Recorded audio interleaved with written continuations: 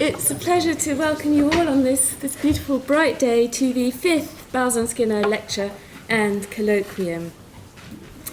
And I'm very pleased to that you can all come, and what promises to be a wonderful session.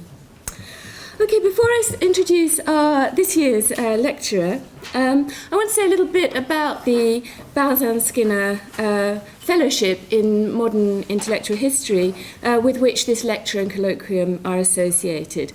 The fellowship was created by the generosity of Quentin Skinner after the award of his Balzan Prize. And it was designed to allow early career scholars a break from the sort of onerous teaching to which they're subject in the first years of their careers, to give them a sabbatical term or semester where they can come to Cambridge to work on a discrete piece of research. The way that Quentin envisaged it, it would be a particular topic that you would just have time to work up into a lecture, and Quentin, of course, is very invested in the lecture form as a way of communicating, which would subsequently, subject to peer review, of course, be published as an article in the Historical Journal. So that's the, I think, very imaginative idea behind it. And we're now on the 5th such lecture and colloquium. They began with Hannah Dawson in 2010, and since then we've had Joel Isaac, who's here today, Tim Stanton and Gabriel Paquette, all giving us sort of very rich and rewarding days. So really we ought to thank Quentin in absentia for that generosity from which we are still benefiting. Okay, so today's lecturer is Karuna Mantena, who's Associate Professor of Political Science at Yale University. She'll be known to many, if not all of you, through her outstanding 2010 book, published by Princeton University Press, called Alibis of Empire, Henry Maine and the Ends of Liberal Imperialism, in which she challenged the idea that the Victorian Empire was motivated by sort of liberal ideals of sort of civilization and progress, and suggested a kind of alternative and perhaps less comfortable narrative. And many other reviews and articles. So we're delighted to welcome her here. She's now working on Gandhi, and her project here is, I think, to move away from, Gandhi, the pacifist, the moral idealist, or the saint in sort of many ways, and think of him as a political actor, and associating him in particular with political realism and the development of political realism in the first half of the 20th century, with other theorists who are thinking in these directions. So before I give the title of her lecture today, just one or two organisational points. Lunch, tea, coffee, and then a wine reception will all be held outside. So you just drift outside, refresh yourselves, and drift back in for more excitement and stimulation. Yeah, I think that is actually the only organisational thing, unless I've missed something. So refreshment, important. Okay, so I'm going to hand over to Karuna now. Her title of her lecture is going to be Gandhi's Realism, Means and Ends in Politics. Thank you.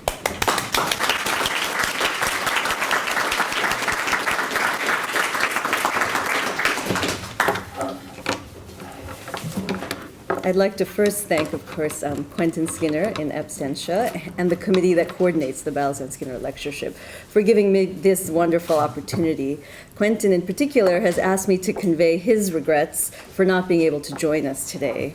And of course, I'd like to thank Annabelle Brett for that wonderful introduction, and John Robertson in the history faculty for being such generous and inviting hosts. Though I've never formally studied at Cambridge, because of advisors and mentors who are here or spend a lot of time here, I've always found it to be an intellectual home, and that has been pleasantly confirmed on this stay.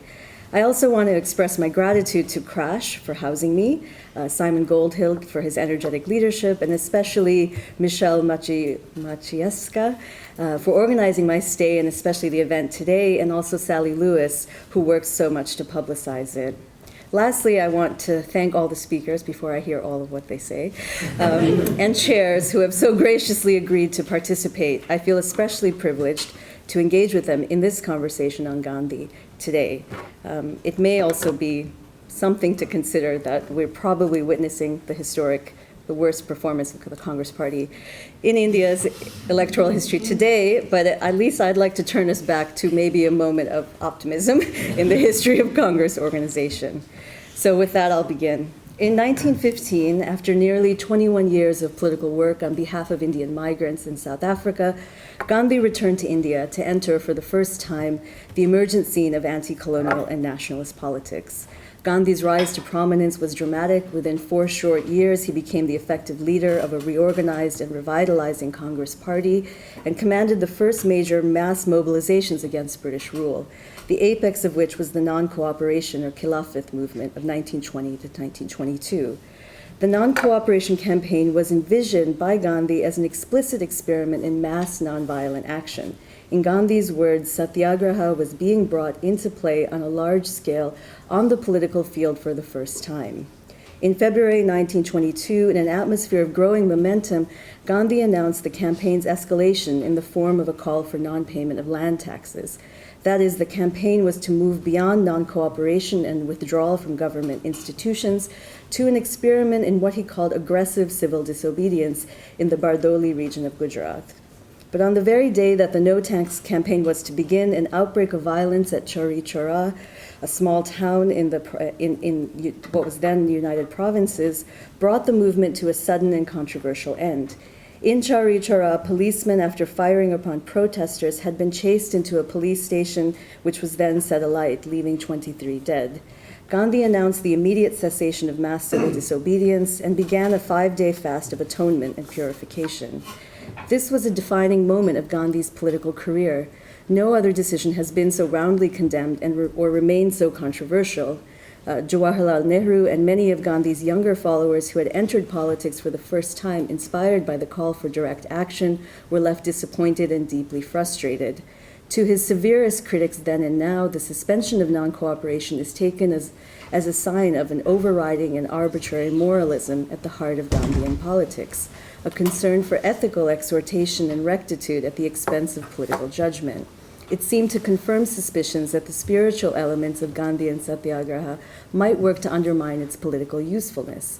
In opting to save the purity of nonviolent resistance, perhaps even the purity of his soul, Gandhi here seemingly exemplified a politics of pure conviction, akin to Weber's statesman of conviction, who refuses to stray from ethical duty in the name of political expediency.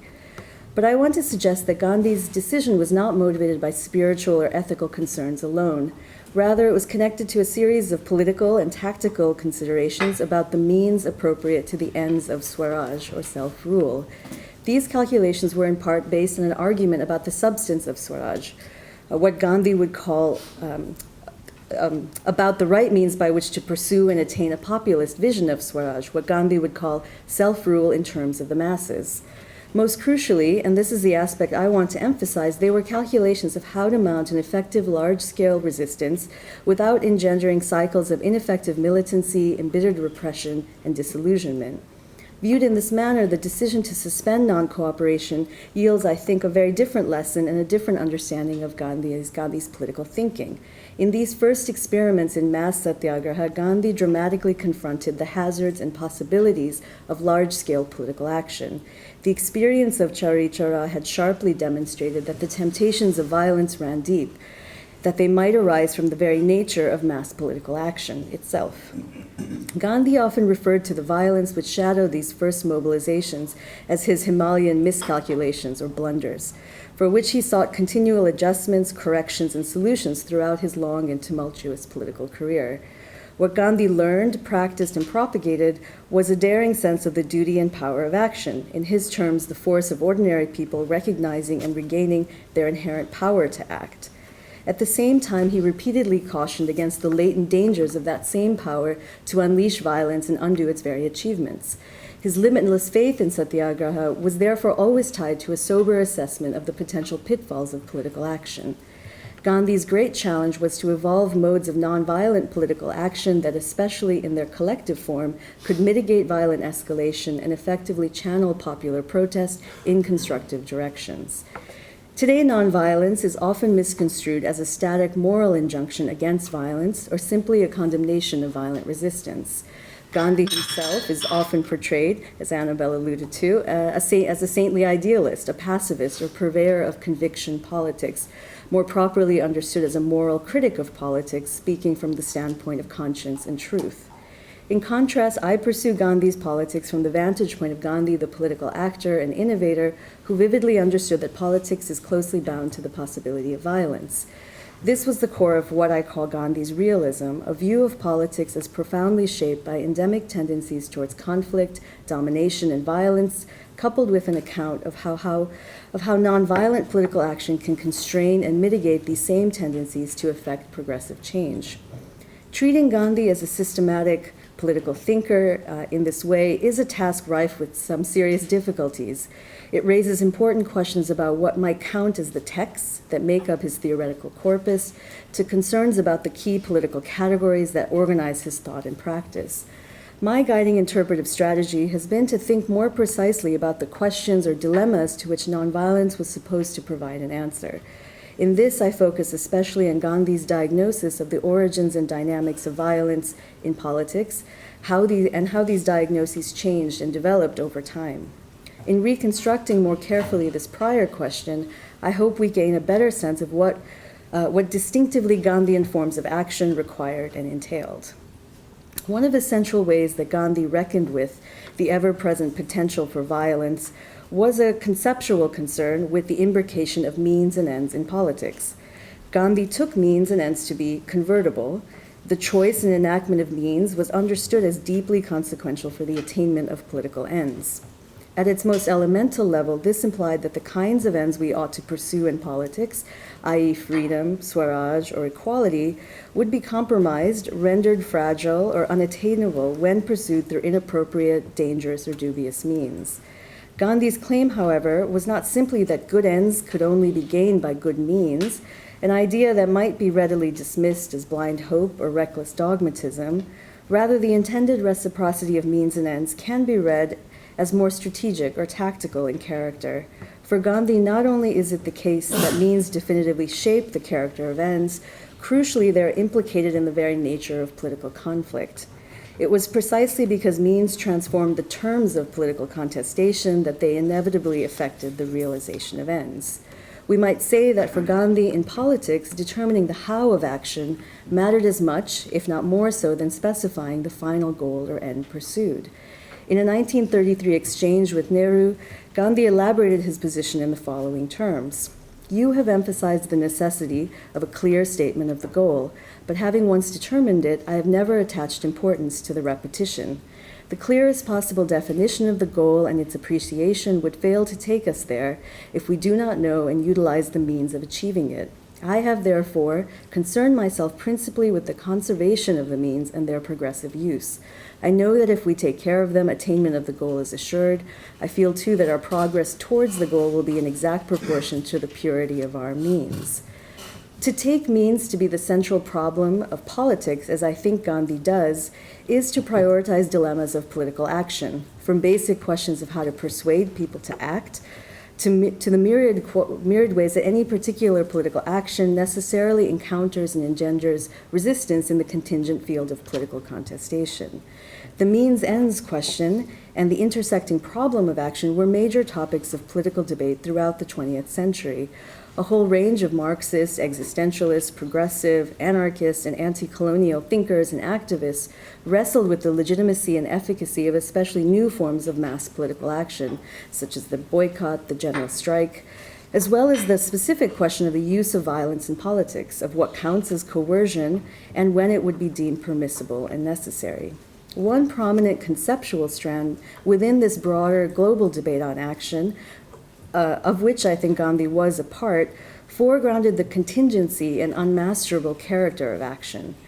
Theorists of action, from Hegel to Weber to Arendt, have consistently emphasized action's imbrication in a political field characterized by necessary conflict and hostage to the play of unintended consequences. This lends action, if not a wholly tragic character, at least an inherent fragility. I want to suggest that something akin to this view of action is at work in Gandhi's call to attend to the conservation of the means and their progressive use. Moreover, for Gandhi, the burdens of action are heightened or made more dangerous. Action is further subject to escalation and harder to manage because political contestation enables and is enabled by negative passions and egoistic dispositions.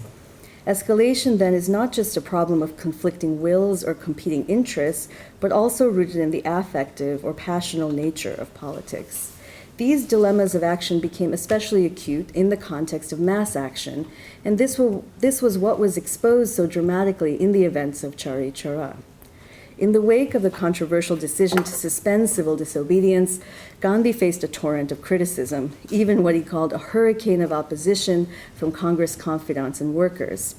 The charge to which Gandhi was especially sensitive was the charge of idealism. Critics openly wondered whether Gandhi was not demonstrating a stark utopianism in believing that perfect nonviolence, in the form of an atmosphere of calm and order, could prevail alongside the call for mass disobedience. They asked whether outbreaks of violence of some kind weren't to be expected, especially given the state of repression. Wasn't sporadic violence the acceptable risks of popular awakening? So to ask, quote, the whole country for the crimes of a few individuals to set at rest the longing for Swaraj seemed to enact an impossibly high, impractical standard for mass resistance. As I've suggested above, Gandhi was well aware that the risk of violence was an ever-present feature of action, and that especially mass civil disobedience, quote, was fraught with the greatest possibility of violence. In response to his critics, Gandhi insisted that he, quote, was not trying to achieve the impossible. Violence there will always be, and I should not be perturbed by stray cases of it. The reason that Chauri Chaura elicited such a severe reaction was that for Gandhi it was not simply an act of mob outrage or spontaneous violence. Rather, it was a species of what he called political violence, driven by a vague sense of political wrong. The gathering was politically minded. It became aggressive, defiant, and threatening.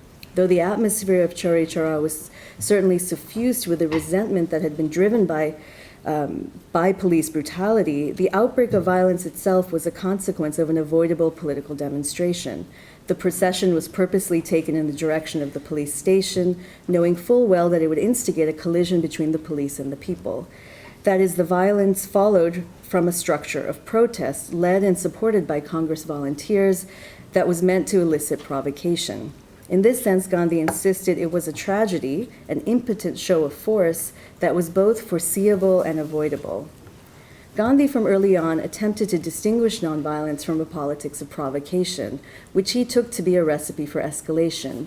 Extreme or confrontational means would easily exacerbate tendencies towards polarization, heighten conflict, and entrenchment. Here we may note the well-known example on the negative effects of provocation from Hind Swaraj in connection to Hindu-Muslim unity. When men become obstinate, it is a difficult thing. If I pull one way, my Muslim brother will pull another. If I put on superior airs, he will return the compliment. If I bow to him gently, he will do it much more so. When the Hindus become insistent, the killing of cows increased. In my opinion, cow protection societies may be considered cow-killing societies. Nonviolence was not, as he liked to repeat, a movement of brag, bluster, or bluff, but rather one premised on the performance of self-effacing and self-sacrificing acts. These acts, and not intimidation or displays of force, should do the political work of demonstrating firmly held convictions and mitigating negative affect. For it was the work of politics and the distinct efficacy of nonviolent politics to mitigate the resistance and recalcitrance that political contestation inevitably entails. In the case of Chauri Chaura, provocation seemed built on a kind of confidence, a bravado which Gandhi associated with excitement, which I take to be a metonym for the passions and dispositions that are aroused by political action and contestation. The excitement of action was seen to engender a hubristic politics that tempted one in the direction of an unconstrained politics of escalation. The discovery of excitement led Gandhi to the realization that, quote, very few seemed to understand the nature of nonviolence. It was not just that the masses were not yet sufficiently trained in the discipline required for nonviolence, but that his Congress colleagues and workers seemed to, quote, believe that violence can run parallel to nonviolence and the two together accelerate the progress of the country toward its goal. But if nonviolence is understood as action that mitigates and moderates, and violent action as that which excites and escalates, then a movement that mixes the two was by nature contradictory. Such, quote, opposite forces, even when they appear together, cannot both go in the same direction, i.e., they could not have the same effect and therefore could not lead to the same goal. Thus, quote, the civil disobedience of Bardoli could make no impression upon the country when disobedience of a criminal character goes on in other parts. Gandhi would also discern the appeal of what he sometimes called unadulterated excitement amongst radicals and idealists who associated politics with, quote, the clamor for immediate action. Militant action was in danger of confusing the agitation for freedom with its achievement. The appeal of continuous excitement could blind one to questions of efficacy and result in debilitating disappointment, anxieties, and embitterment. Gandhi also suggested subtler ways that affect worked to pervert effective political change, ways in which agents could delude themselves about their motivations and interests. Consider the parable of the thief Gandhi offered in Hind Swaraj. Here, the dynamic of confrontation begins with a thief illegitimately stealing your property. In response, you, full of anger, resolve to punish the thief who has stolen from you, not for your own sake, but for the good of your neighbors. You organize an armed band to counterattack. The thief responds defiantly and collects his brother robbers and pesters your neighbors, who in turn complain that the robber has only resorted to open threats against them after you declared hostilities against him. You feel badly that you have exacerbated the situation, but feel trapped. Knowing you will be disgraced if you now leave the robber alone, you instead distribute arms to all your neighbors, and so the battle grows. The result of wanting to take revenge upon the robber is that you have disturbed the peace, you are in perpetual fear of being robbed and assaulted, your courage has given place to cowardice. One of the overt lessons of this story is that improper means chosen to respond to injustice can lead to unintended and deleterious consequences, more violence, injustice, and instability. The parable also shows how the investment in and motivation for seeking justice and redress is impregnated in the agent's sense of self, such that this investment itself becomes a vehicle for escalation. The attachment to principle, perversely, becomes more psychologically urgent as consequences become negative or less tangibly beneficial. Certain kinds of action that seem driven by principle, by a kind of selflessness, might actually reveal a deeper ego attachment or vanity. It is often thought that what Gandhian politics is really set against is power politics, or a kind of pure Machiavellianism, that is, against a politics shorn of all ethical coordinates. This might resonate with Gandhi's critique of imperial power as premised on organized coercion, but even in this case, Gandhi saw the British as claiming to enact this force on behalf of order and progress. More crucially, Gandhi was arguing with and against various idealisms, from anarchist nationalism, aggressive religious revivalism, to revolutionary Marxism, that shaped the ideological landscape of Indian anti-colonial politics. Here, the problem was not one of ethical deficit per se, but heightened moral self-certainty, and an attendant worry that politics driven by principle can undo inhibitions against violence and lead to impatience and disappointments that further drive escalation. Lastly, a distinct source of latent violence in mass action was thrown into sharp relief at Chauri Chaura, where excitement was explicitly linked to the experience of collective power and the strength of acting in numbers. In Gandhi's words, workers, quote, liked and loved excitement, and underneath these vast demonstrations was an idea unconsciously lurking in the breast that it was a kind of demonstration of force, the very negation of nonviolence. Mass action was bred by a collective egoism or self-expansion, a moral hubris grounded in a sense of corporate power, we might even say a democratic conception of power. This was akin to what Gandhi called the subtle violence implicit in the idea of the majority, where the power of numbers, rather than disciplined suffering, seemingly does the work of compliance. Charichara had forced Gandhi to drastically adjust his diagnosis, he said, of political violence and shift his sense of suitable nonviolent remedies that could correct and temper the temptations of violence given in mass action. He pleaded for the cultivation of discipline and, as I will explore more fully, sought innovative ways to insert discipline into the structure of political action. But this attempt to ready Indians for the demands of disobedience was less about their absorbing fully the spiritual philosophy of nonviolence than understanding more clearly its political logic. In his words, quote, "To follow out nonviolence as a policy surely does not require saints for its working, but it does require honest workers who understand what is expected of them." What was needed in part was the development of better forms of organization and leadership that could coordinate mass resistance and enforce discipline. Gandhi described this as a need to perfect Congress's organizational capacity. But what was also at stake for this perfection was a concern that Congress workers, quote, "did not understand the full purpose of nonviolence or its implications." It was not then simply a question of discipline, but rather a worry about the confusion of nonviolent political action with things like provocation, excitement, and collective power. With this mistaken understanding, what workers seemed to want was, quote, "to deliver nonviolent blows and through a show of force win Swaraj." For Gandhi, of course, such a course of action was thoroughly unreal. Even if successful at undermining the existing government, it would lead either to only an interval of anarchy and civil strife, or would result in merely what he called a change of masters, culminating in his iconic phrase, "English rule without the Englishmen," and therefore not a true Swaraj of and for the masses. The end of non-cooperation marked an important pivot in Gandhi's understanding of the sources of violence in politics, and by implication, a rethinking of satyagraha as a response to it. In his earliest formulations, in step with his political campaigns in South Africa, satyagraha was most often seen to offer a radical alternative to the path of violence in politics. It was envisioned as a politics of exemplarity that aimed to demonstrate by example the utility of nonviolence as another mode of redressing wrongs and attaining rights. With Gandhi's dramatic confrontation with the hazards of political action on a mass scale, I think he became more attuned to the specific forms of violence endemic to the dynamic of action. And in this context, satyagraha would become not just an alternative to violence, but also a mode of action that needed to directly counter and mitigate a violence born from the very nature of action. One of the most important lessons of Charichara was, as I suggested, that collective action, even ostensibly nonviolent action, might function as corporate power, where what was doing the work was the force of numbers. This potential braiding of nonviolent action with collective power, which so worried Gandhi, points us to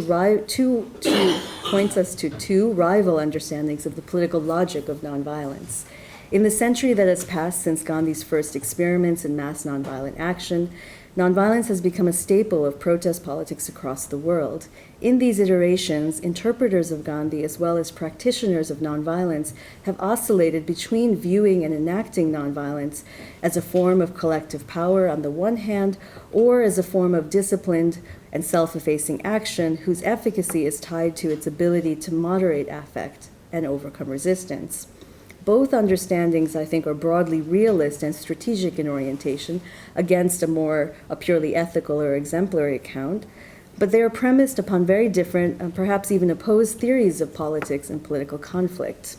Arguably, the dominant way that nonviolent politics has come to be practiced and conceptualized, especially since its resurgence in global politics since the 1980s, i.e. in the form of various anti-authoritarian struggles, has been as a form of collective power. In our own time, Gene Sharp might be the greatest exponent and popularizer of this view, but it's a view that has a long genealogy. Indeed, one of the very first attempts to translate Gandhian politics for the West, Krishnalal Sridharani's 1939 work, War Without Violence, advanced a similar view of nonviolent action as an insurgent, countervailing form of directed mass power.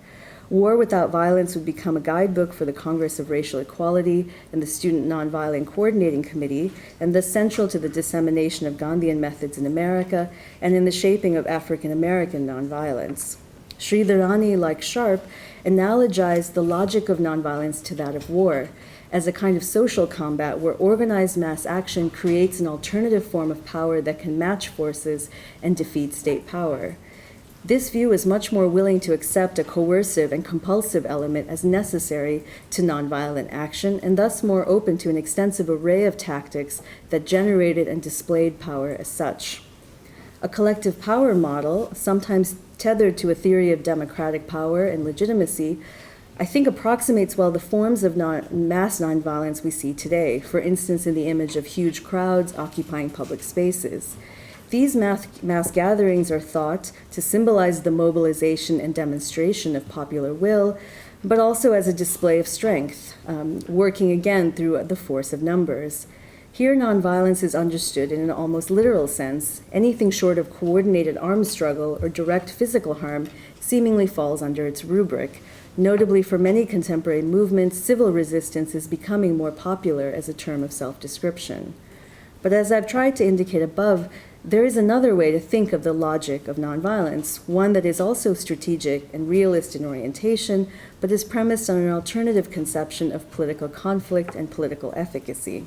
It is a realism that is attuned to the dilemmas and paradoxes of action and oriented towards the tempering of political passion. I have outlined some of these aspects in Gandhi's own understanding, and here I want to pursue them in another of Gandhi's early interpreters, namely Reinhold Niebuhr. The connection between Niebuhr and Gandhi interests me as well because Niebuhr, of course, is known to have established an influential brand of political realism. And like Sridharani, Niebuhr was a central figure for the American civil rights movement, especially through his influence on Martin Luther King. Indeed, King's interest in Gandhi seems to have been sparked in part by Niebuhr's appraisal of Gandhi in his seminal early work, Moral Man and Immoral Society. Although today Niebuhr is often associated with Cold War liberalism, this early work is better situated within a tradition of Marxist or radical social criticism, broadly understood. One of the central aims of Moral Man and Immoral Society was to demonstrate the insufficiency of individual moral progress in education, as well as reason and rational persuasion to be effective catalysts of social change. For Niebuhr, while individuals might indeed be capable of moral progress, they might be educated to consider interests beyond their own, this kind of transcendence was much more difficult, if not impossible, for social groups. Quote, in every human group there is less reason to guide and check impulse, less capacity for self-transcendence, less ability to comprehend the needs of others, and therefore more unrestrained egoism than the individuals who compose the group reveal in their personal relationships. Relations between groups must therefore be understood as primarily political and not ethical. That is, they are much more determined by power than moralists are ready to admit. And collective power in the form of imperialism or class or racial domination needed to be confronted not with programs of moral education, but with concerted power. But Niebuhr also recognized the inherent limitations of what he called an all too consistent realism, which seemingly consigns society to perpetual warfare.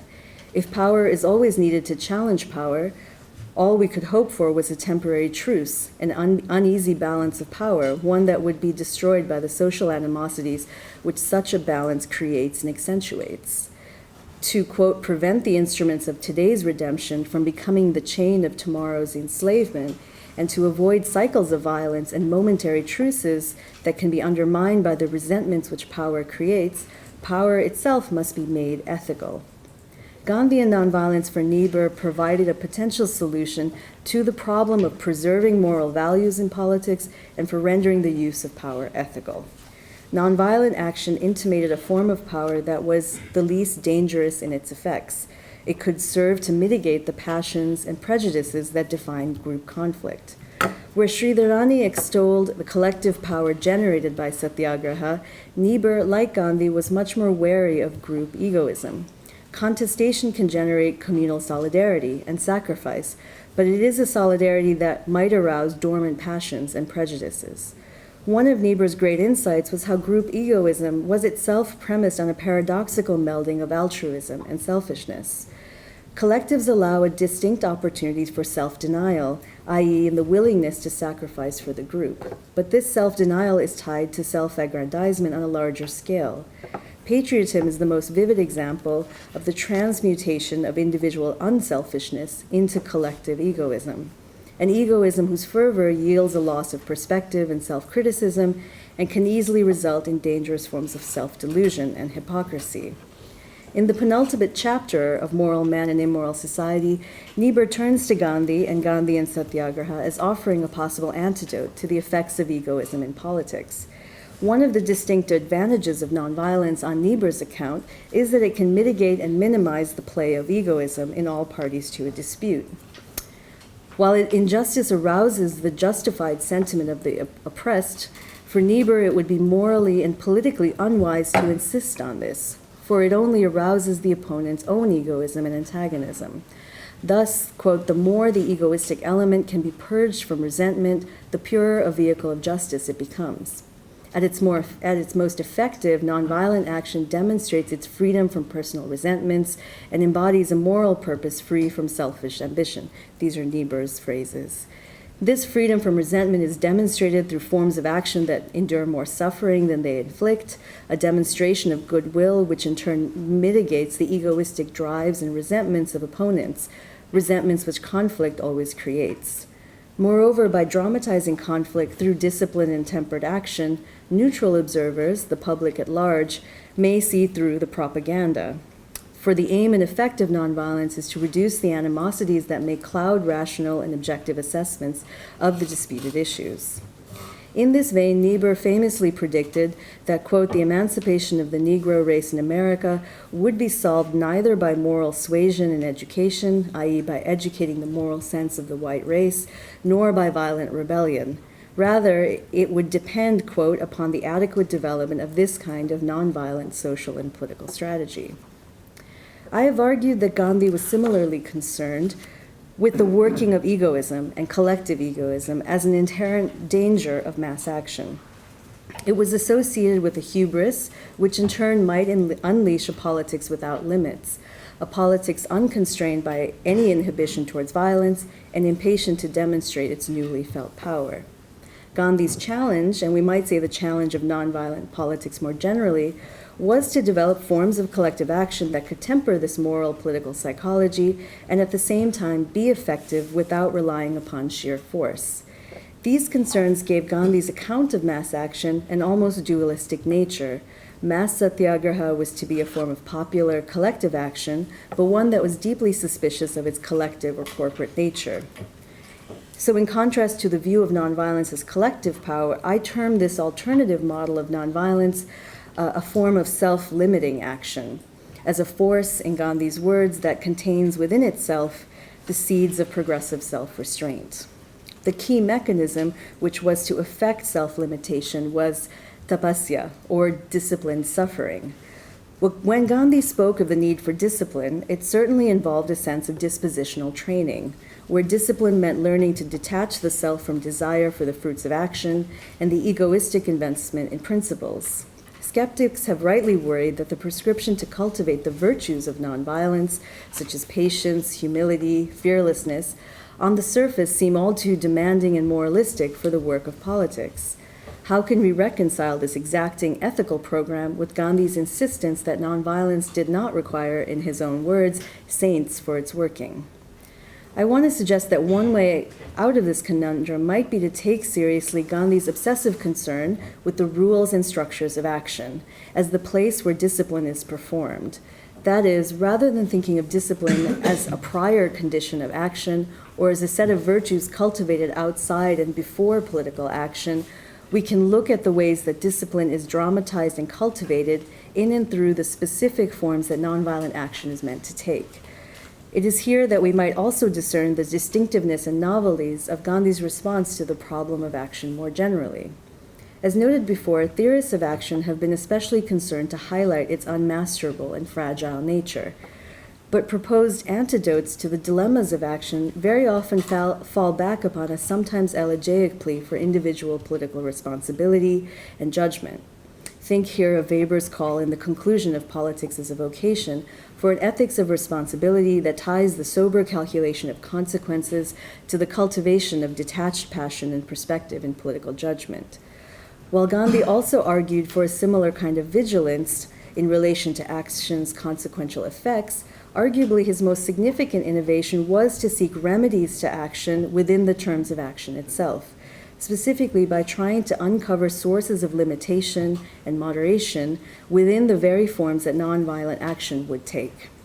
Self-limitation would work to mitigate concerns about action's irreversibility and unpredictability, and lend nonviolence an inherent revisability and avenues of self-correction, for its action was never as final or determinate or dangerous and provocative in effect as violence. The place to turn to uncover this aspect of Gandhi's thinking, I think, are his searching examinations of the conditions of disciplined satyagraha that comprised his in-house journals, Navajavan, Young India, and Harijan. Indeed, Gandhi explicitly characterized Young India's brief as a forum that, quote, aims to illustrate the utility and necessity of nonviolence with respect to issues of public concern. In these writings, Gandhi took great pains to establish the precise conditions in which nonviolent tactics could be deployed without inducing escalation or enacting coercion. Gandhi's responses ranged very broadly, from guidelines for the large-scale campaigns of cooperation and civil disobedience to delineating rules for specific actions, such as strikes, pickets, marches, the work stoppage or the hartal, and most controversially, the political fast. In very general terms, campaigns had to be open and planned, tied to specific demands and proceeding in precise and calculated stages.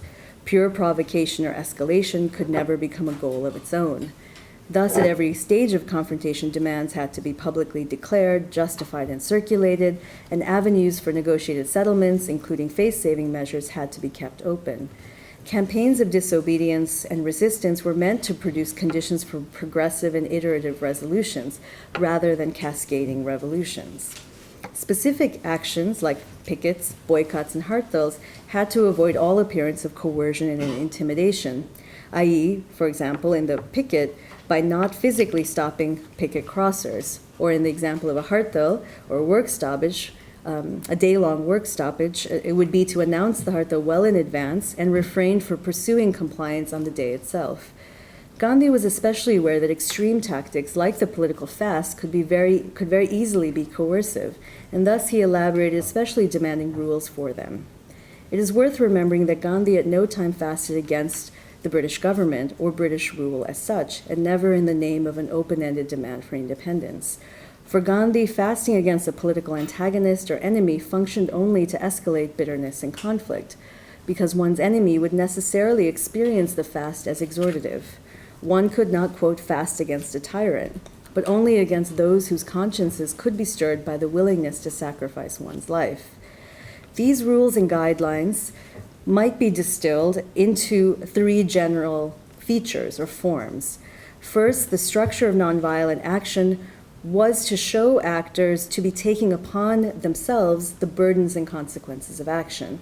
That is, acts of protest, resistance, and reform demonstrated discipline by visibly sacrificing benefits, such as money or prestige, and risking severe consequences, such as arrest. In so doing, nonviolent action limits as much as possible the externalizing effects and dangers of action, so as to mitigate antagonism and negative affect. Moreover, if the act is mistaken, in Gandhi's language, only the actor himself or herself suffers from the mistake and can more readily retrace his or her steps. Secondly, Gandhi's conception of nonviolent action tries to reinsert individualization into the dynamics of mass action. Mass satyagraha would then function not through the power of numbers per se, but by the coordinated activity of disciplined individuals whose individuality would be maintained and expressed in their comportment, constraint, and detachment. If mass action could be given such an individuating structure, it would neither depend on nor incite collective egoism. Disciplined conduct and comportment were in this sense structural features of Gandhian nonviolence, displayed in the ritualized form in terms of the directed campaign or march or strike. In fact, I think you can see this as a consistent feature of the earlier classic phase of nonviolence.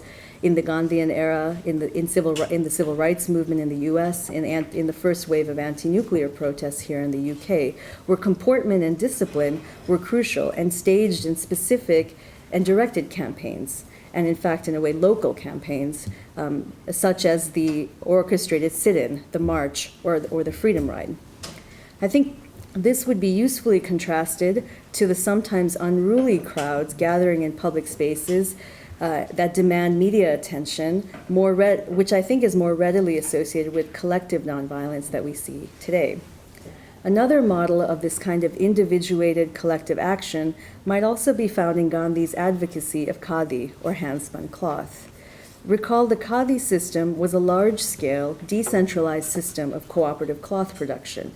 It was a mode of cooperation that was collective in nature, but also interestingly premised on the patient work of radically isolated individuals, where each individual in the act of spinning would separately cultivate inward discipline and experience a kind of self-rule.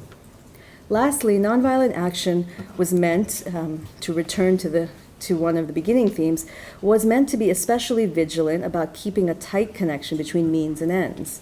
In the wake of the collapse of non-cooperation, Gandhi turned especially to developing this connection between means and ends in terms of invigorating what he termed the Constructive Program, a program of village reform and revival that also included the promotion of Hindu-Muslim unity and the abolition of untouchability. It was a national campaign, but that did its work through village-level or local campaigns. Constructive work was understood, of course, as the positive side of non-cooperation, as a program of building Swaraj from below. But it also functioned, and again, this was emphasized more clearly in the aftermath of non-cooperation, it was also meant to function to discipline expectations by tethering them to real, concrete, constructive, and cumulative forms of political action. In this sense, it was seen as an antidote to the intoxications of political action, where immersion in constructive work and activities would offer training in self-rule as well as cultivate patience and industry as a protection against passion and anger. I have tried to distinguish Gandhian politics from a model of collective power on the one hand and a model of pure moralism on the other. In this way, I think nonviolence brings the ethical and the political together, but in a way that neither collapses into pure tactics or instrumentalism, nor simply into a politics of moral critique and exhortation. By linking the integrity of action very closely to its efficacy, I think Gandhian nonviolence also lays the ground for another kind of realism. In the history of political thinking, one of the defining features of political realism has been its criticism of morality and idealist moralism as sources of instability, hypocrisy, and delusion in politics. But whether morality is construed as a hindrance or a threat, I think is significant and points to two maybe divergent, even opposed traditions of political realism. In what might be considered its dominant form, the realism associated very broadly and loosely with Machiavelli, moral idealism in the form of strict ethical codes and universalist morality is taken to be a severe encumbrance on the practical demands of political life. Therefore, overcoming or relaxing the norms of ordinary, individual, or legal morality becomes necessary to cope with the often radical contingencies of politics.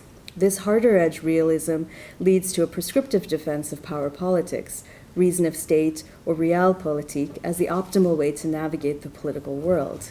However, alongside this more grimly celebratory realism, lineages of a rival tradition of realism might be discerned, for instance in Thucydides, perhaps in Hobbes, but especially in the 18th century liberalism of Montesquieu, Hume, Burke, thinkers who likewise provide sober assessments of the passions, vices, and enthusiasms that drive political conflict and competition, but seek to restrain and moderate rather than extol them.